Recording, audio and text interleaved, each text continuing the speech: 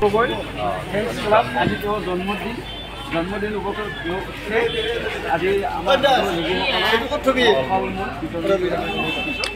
কেৱল আয়োগ কৰি আপোনালোকৰ পৰিয়ালৰ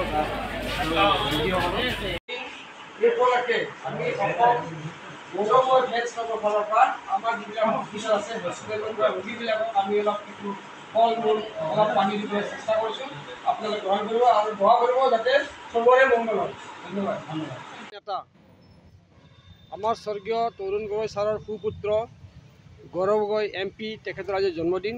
এই জন্মদিনটো পালিবৰ কাৰণে আজি আমি কামৰূপ গোটেই অসমৰ গৌৰৱ গগৈ ফ্ৰেণ্ডছ ক্লাবৰ তৰফৰ পৰা বিভিন্ন জেগাত ইতিমধ্যে এই অনুষ্ঠানটো পতা হৈছে। তেওঁৰ বাৰ্থডে ভালদৰে পতা হৈছে। সেই উপলক্ষে আমি আজি কামৰূপ জিলা গৌৰৱ গগৈ ফ্ৰেণ্ডছ ক্লাবৰ তৰফৰ পৰা আজি হাজো আমাৰ বিশ্বনাথ মেডিকেল কমিউনিটি হল আছে, তাতে আমি যিবিলাক পেচেণ্ট আছে তেওঁলোকৰ মাজত আমি কিছু লঘু আহাৰ কিছু ফল মূল বিতৰণ কৰিছোঁ।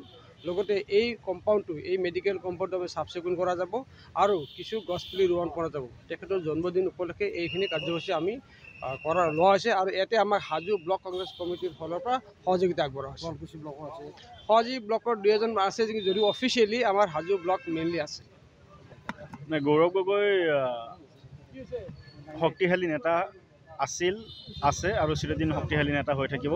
তেওঁৰ জন্মদিন উপলক্ষে আজি আমি গৌৰৱ গগৈ ফ্ৰেণ্ডছ ক্লাব, যিটো সংগঠন 2017তে আমি জন্ম হৈছিল, অসমৰ পটভূমি ৰেজিষ্টাৰ্ড সংগঠন, নন পলিটিকেল সংগঠন। ইয়াত কংগ্ৰেছ বা বিজেপি সকলো দল সংগঠনেৰে মানুহ যিয়ে গৌৰৱ গগৈৰ আদৰ্শ নীতিক ভাল পায়, সেই আদৰ্শ নীতিৰ লগত জড়িত মানুহ এই সংগঠনটোৰ লগত জড়িত আছে। আৰু তেওঁৰ জন্মদিন উপলক্ষে আজি আমি হাজো কামৰূপ জিলা গৌৰৱ গগৈ ফ্ৰেণ্ডছ ক্লাবৰ উদ্যোগত হাজো সমষ্টিত হাজো ফ্ৰেণ্ডছ ক্লাবৰ সদস্যসকলৰ হাজো চিভিল হস্পিটেলত আজি ৰোগীৰ মাজত ফল মূল।